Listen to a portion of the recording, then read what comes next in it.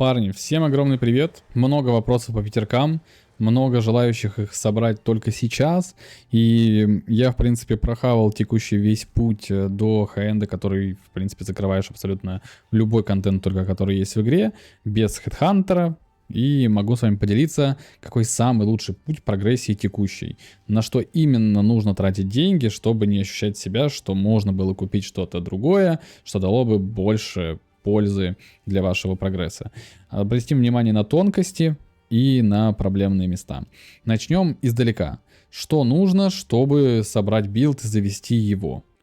Здесь я буду вынужден обратиться к своей PoeNinja, к моему аккаунту, и я играл на монахе, но при этом всем текущий гайд подойдет абсолютно для любого класса, кто потенциально может играть с копьем.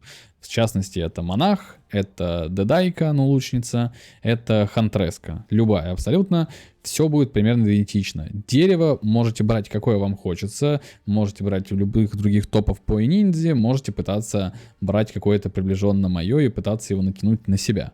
Это, в принципе, не является невероятно тяжелой задачей. Про дерево вкратце лишь скажу, что вы должны рейтить дэмэдж куда сильнее, чем выживаемость. Выживаемость — это очень поздняя часть этого билда, и, скорее всего, по мере прогресса вашему по атласу, по уровню мап, вы не будете востребованы в том, чтобы иметь большую выживаемость. Вы будете убивать все, шотать все, ну, кроме боссов поначалу, и это будет для вас нормально.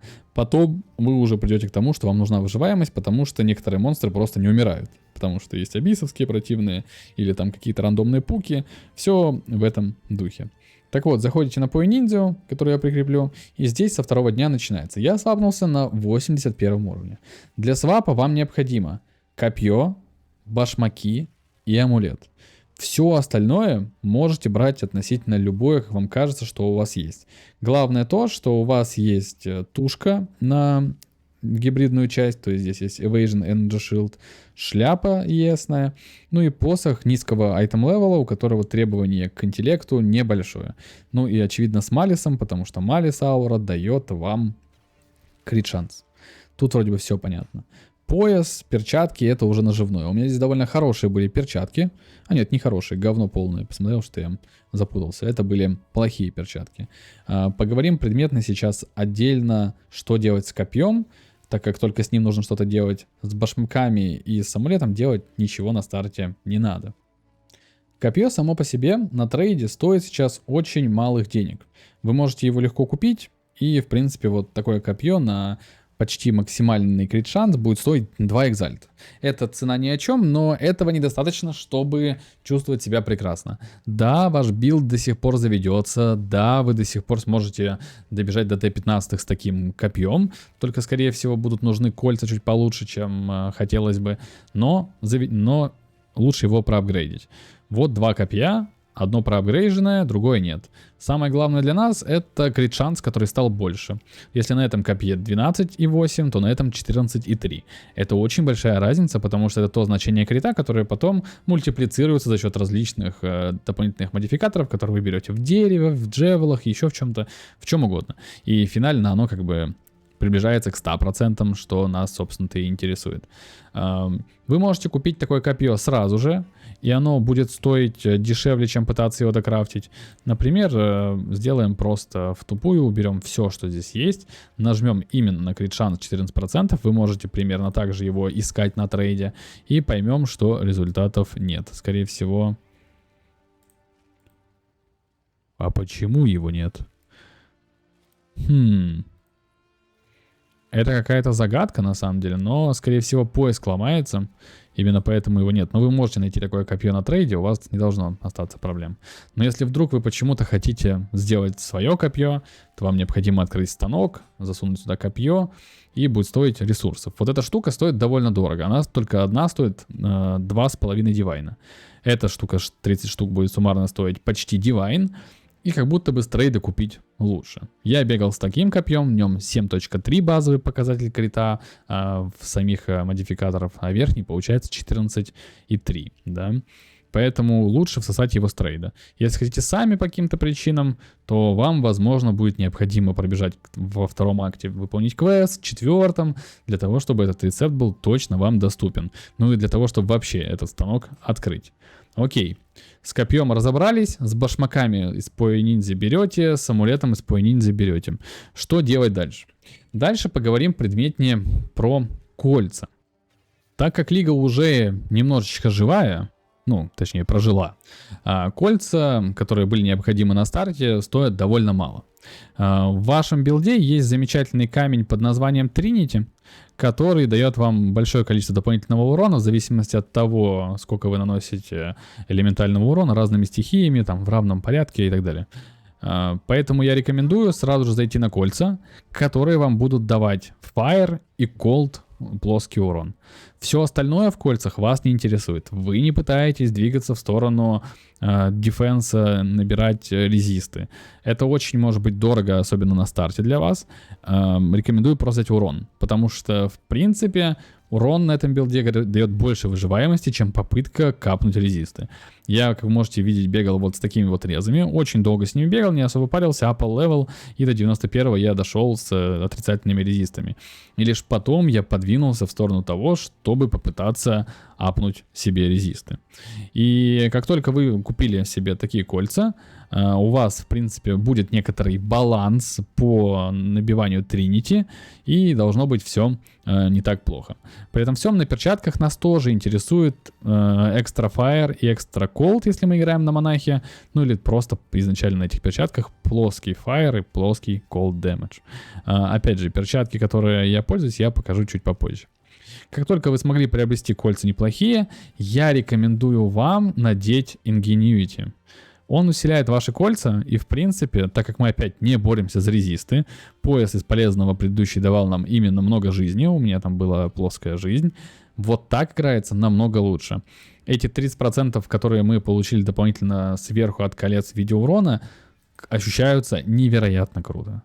И это ваш первый апгрейд билда после того, как вы изначально сделали там копье, амулет, башмаки. Это купить кольца. Наверное, они будут стоить меньше, чем пол DY на одно кольцо, я более чем уверен, которое примерно здесь показываю. И купить себе пояс. Пояс будет стоить, 20 экзальтов, дай бог, который есть именно здесь, вот показанный в гайде. Также вы должны задуматься о том, чтобы купить себе джавела, которые дают критический шанс для атак. Я выбирал 12, потому что это тот процент, который стоит дешево, в комбинации с атак спидом. То есть вы можете увидеть, что здесь есть атак спид with spears, либо атак спид просто. 3 джевел слота у нас есть, 3 штуки я купил. Они нам нужны для того, чтобы гарантированно приблизиться к стопроцентному практически показателю шанса крита. Именно поэтому мы их покупаем. Другие модификаторы на джевелах смотрите, какие хотите. Это наша, грубо говоря, завершение бюджетной сборки на ветерки. С ним уже можно бегать Т-15, даже начинать бегать Т-15 с 4 модами, иногда даже 6, если вдруг хочется что-то сделать. И это работает хорошо. Дерево, которое есть именно в конкретной редакции, вот именно в конкретной редакции конкретного дня, я бы рекомендовал вам не брать, а посмотреть предметно на редакцию 5 дня, потому что вот это дерево ощущается намного лучше и закрывает некоторые дефенсивные вопросы уже, когда вы, в принципе, в это играете. Но у меня при этом всем здесь произошло большое количество апгрейдов, но скажу честно, что дерево от этого не влияет. Тут просто есть разные инстанции. Окей. Мы закончили вроде бы как с основной базой, кроме дефенсивного единственного момента на старте. Вам обязательно иметь вот этот чарм в своем билде. Этот чарм — это самая сильная защитная механика, которую я знаю в текущих реалиях на билды, в которых ЕХП практически мертвые, потому что они дают вам иммунитет к поджогу. И дают иммунитет не только к тому, что вы горите. Вы наверняка уже сталкивались с тем, что вас кто-то поджег, и вы судорожно жмете фласку для того, чтобы отхилиться. Эта штука позволяет вам в целом иметь иммунитет к подожженной земле, которая очень часто и вызывает те самые игнайты. Давайте я это предметно постараюсь вам показать. Вот, я взял карту, на которой есть Ignited Ground, и сейчас ее запущу без всего. У меня на моем этом чармике есть модификатор, который говорит, что увеличено количество чарджей на 62%. Именно начиная там с 58% вроде бы как, ну, с 50% на самом-то деле, у вас начинает работать так, что вы имеете 2 заряда, а не 1. И из-за этого он может сработать дважды по истечению кулдауна. И давайте попытаемся найти где-нибудь горящую землю и посмотреть на это. Вот. Здесь есть горящая земля. И мы, подходя к ней, ну, ожидается, что мы будем получать dot damage. Да боже ты, вы можете вы уже все отстать. Но мы не будем получать dot damage по той причине, что у нас dot damage сработает charm. Мы наступаем, срабатывает charm, мы стоим и не получаем урона. И второй раз он тоже срабатывает. И все это время мы могли получать и dot damage, и при этом всем потом дэмэдж от того, что нас подожгло, и мы продолжили бы его получать. Давайте посмотрим, как это выглядело, вот, когда у нас нет чарма. Я наступил, я загорелся. Понятно, что у меня сейчас уже резы в более хороших показателях, но я очень сильно прогорел. И, в принципе, вот, когда вы бежите по карте, вы много раз начинаете в них наступать, и, в принципе, на дистанции вы теряете очень много жизни на этом, и часто будете умирать. И поэтому рекомендую вам реально задуматься об использовании этого чарма на любом абсолютно билде, а не только на ветерках. Это самый сильный, наверное, чарм, который может быть из обыкновенных. При этом всем есть другая небольшая аннотация. Смотрите внимательнее на пояс. Вот второй модификатор на поясе уменьшает количество используемых чармов. Это очень важный модификатор, потому что если бы он был бы увеличивает количество используемых чарджей, самых чармов, были бы шансы, что у нас, например, вот этот чарм не работал бы. Потому что требовалось бы 42 чарджа, когда у нас есть всего 40. И было бы написано 0 из 0 вот здесь. Поэтому с поясом будьте аккуратнее. Теперь парочка небольших хороших советов того, что вы можете сделать. У вас будет посох, который обычный, рарный и дает вам Мелис, да. Все саппорт камни, которые вы будете вставлять на спирит, ну, которые требуют спирит в скилл своего посоха, не будут расходовать у вас этот самый спирит. Поэтому вы можете их вставлять с запасом. Вас всегда будет интересовать вот такая штука, которая вам дает больше восстановления фласки. Каннибализм, который дает вам восстановление максимальной жизни из-за убитого монстра. Clarity для регена маны, Precision для accuracy. Ну, Precision не самое обязательно, но все равно полезно. Поэтому рекомендую обязательно делать именно так. Эта фича до сих пор работает. Почему? Не знаю. Обещали пофиксить, вроде фиксили, но опять она к нам вернулась. Теперь поговорим про первые апгрейды. Самый первый апгрейд, который вы должны сделать, купить себе вот такую лапку. Такая лапка сейчас стоит примерно ничего, и вы можете ее, я думаю, купить абсолютно без всяких проблем. Вас не особо сильно интересуют, какие модификаторы на нем, просто покупаете, радуйтесь жизни. Дает очень много.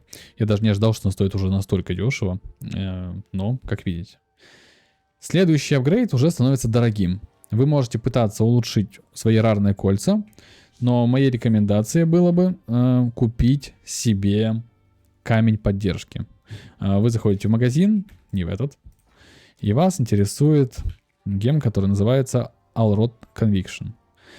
Он стоит больших денег, но я вас уверяю, что это лучшая штука, которую потенциально вы можете купить за какие-то деньги.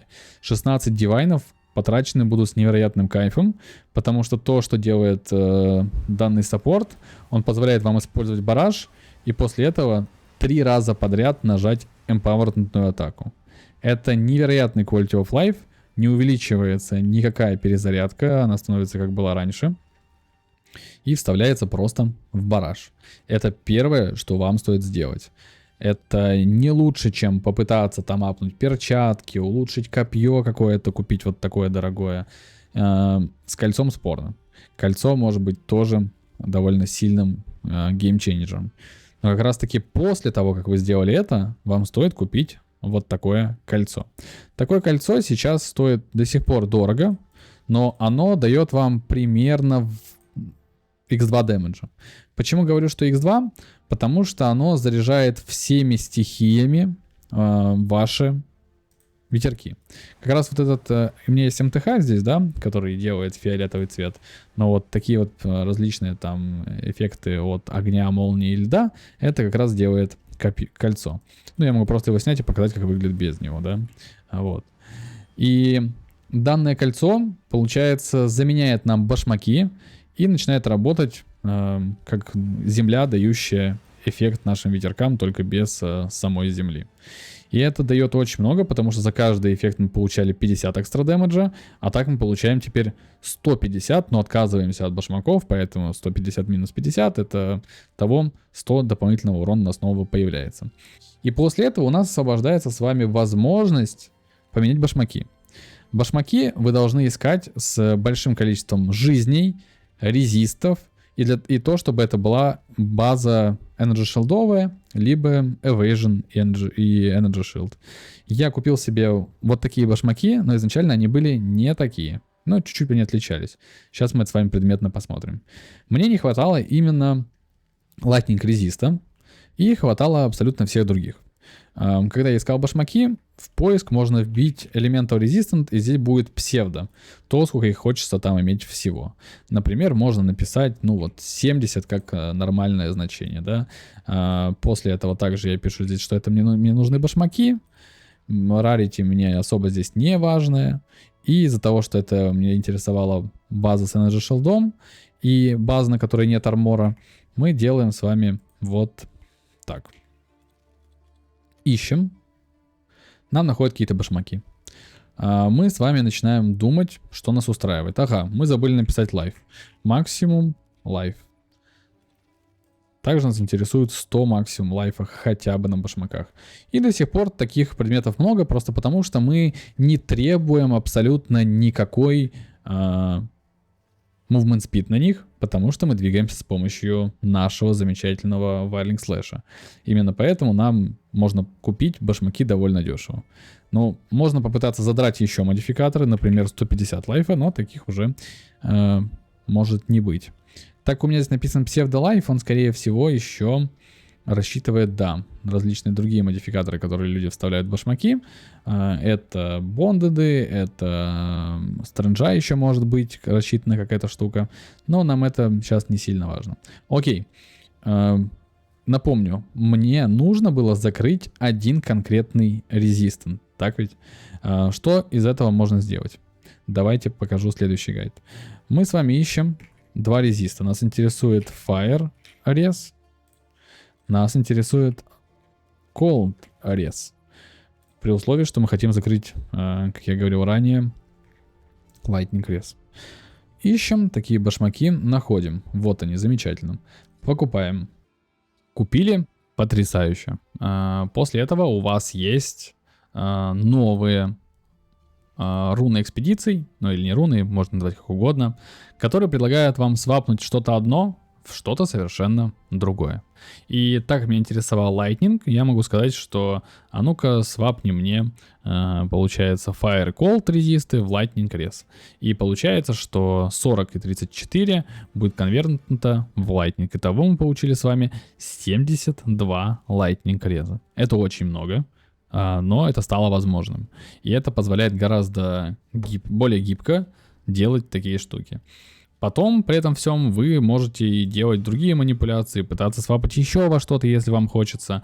Это все, в принципе, рабочее. Только главное понимать, что хаос — это последняя инстанция, которую уже ни во что поменять обратно не получится. Очень крутой фикс, все замечательно. Про башмаки закончили. Забыл одну важную деталь про то, что игрокам может показаться дорого покупать копье вот такое. Это не совсем оправданная штука с точки зрения траты денег, потому что дает quality of life, но не дает никакого урона. Как скрафтить себе простое копье?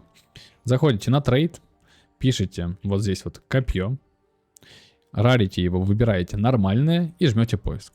После этого выбираете любое копье и жмете на строчку атак в секунду.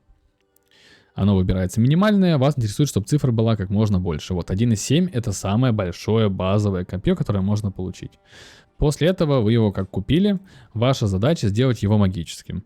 Просто бросаете в него какую-либо трансмутку. Все, получили, оно стало магическим. Вас интересует эссенция хосты. Вы берете, бросаете ее в шмотку. Поздравляю, вы замечательно, у вас есть копье, на котором 2.13 атак спид. Вы можете сделать дырку в нем и вставить руну скорости атаки, но это очень дорогая руна, поэтому лучше ограничиться таким копьем.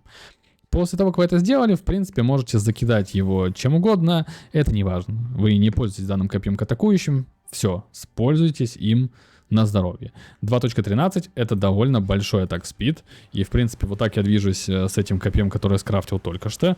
В нем нет никакого, никакой вставочной руны, а вот так я движусь на своем копье текущем. Видите разницу? Нет, зачем платить больше, да, казалось бы. Но на самом деле смысл небольшой есть, все равно разница минимальная существует. Окей. Мы поговорили с вами про несколько, отвлеклись, поговорили про копье, башмаки и свап на кольцо, да, потому что кольцо нас так сильно увело. Итого у нас теперь с вами есть кольцо, у нас с вами есть гем алротовский. Что делать дальше? Дальше на ваше усмотрение, что именно вы хотите качать, что вы хотите приобретать.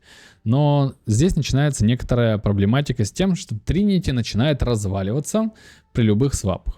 Потому что я только поставил это кольцо, в принципе, у меня случилось то, что ветерки обладают всеми стихиями, а это значит, что мы наносим не так много лайтнинг дэмэджа, как наносили раньше. Вернее, мы его наносим столько же, но в соотношении к другим уронам он стал не таким выделяющимся.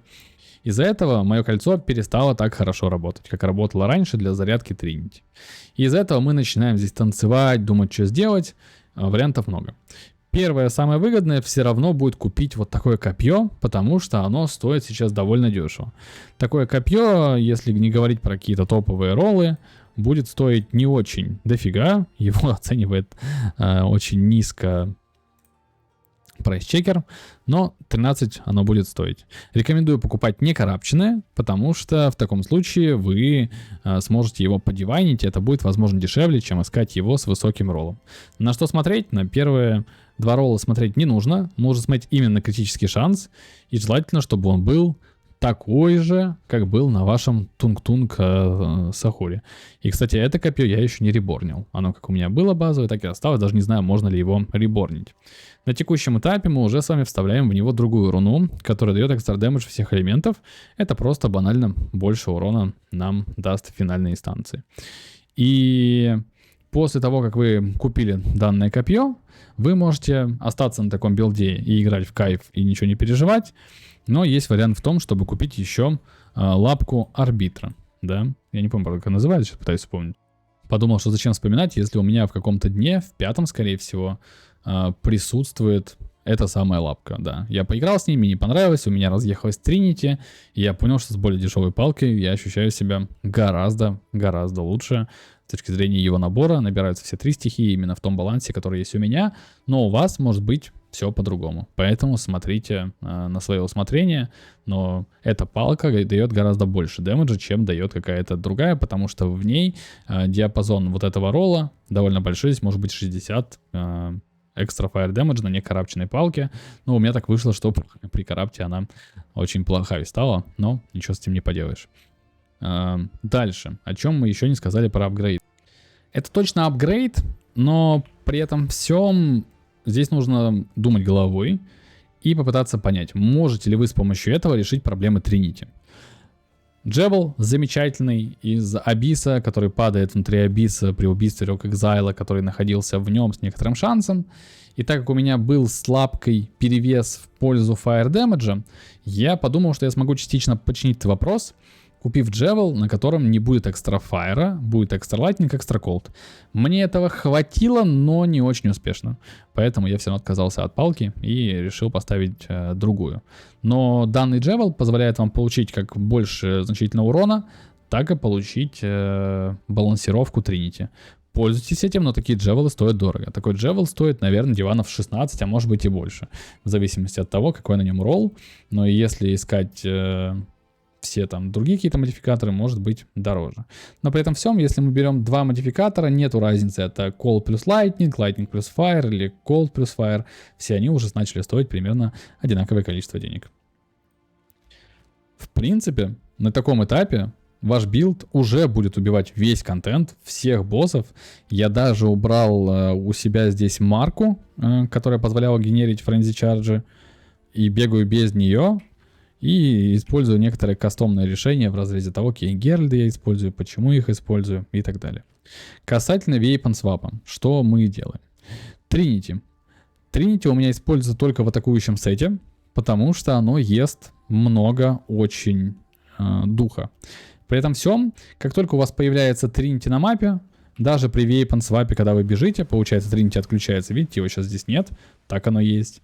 Но урон от запущенных ваших ветерков все равно продолжает учитываться и набирать Trinity. Поэтому мы не переживаем за его отключение. Combat Frenzy у нас стоит при обоих Weapon сетах. Я использую Winddancer, потому что у меня дефенсивный слой без Headhunter плохой, позволяет жить. Саппорты тоже специфичные, рекомендую их попробовать. Дальше, Ghost Dance мы не юзаем, я юзаю Geralt of Ash, но это очень поздняя инстанция, поэтому рекомендую смотреть на саппорт-скиллы внутри разных дней. Так как дерево рекомендую использовать более последнюю версию, то если мы говорим про саппорты и активные камни, это внутри каждого дня нужно наблюдать. Geralt of Ice у нас на 2, да, потому что иначе он не работает. Бараш мы заряжаем также на любом вейпане. Ну и твистер, очевидно, используем с атакующим. Варинг слэш используем с скоростью атаки. Той пушкой, которая у нас на скорость атаки. Ну и при этом всем варинг слэш обязательно минимального уровня. Про абуз в том скилле, который дается внутри вашей палки, вы можете ставить сюда саппорт гемы, и они будут не тратить дух. Вы можете видеть, что дух не меняется. И давать при этом всем свой активный эффект, что очень-очень халявно и очень круто. Вроде бы все. Мы пробежались с вами по всем основным аспектам. Также можно намазать амулет. Намазки амулет самое дешевое, можно выбрать чуть подороже, но это не является критически важным, какую именно намазку вы выберете на амулет. Просто главное про это не забудьте. Гайд получился довольно странным, но при этом всем до сих пор я пытался ответить на вопросы, что, зачем брать и почему. Порядок был довольно явный, краткая форма будет в комментарии либо в описании видео, и, возможно, даже прикреплю ссылки, но вот ссылки не обещаю. Спасибо большое, мужики, гоняйте, приходите на стрим, смотрите шоу-кейсы на стриме, но думаю, что вы и так все видели на других стримах, я просто обозначил вам, как именно правильно прогрессить с точки зрения, что купить, почему купить. Все другие варианты не рассматривайте, они не дают вам так много, как дает такой путь. Увидимся, друзья, пока-пока, подписывайтесь, приходите на стримы.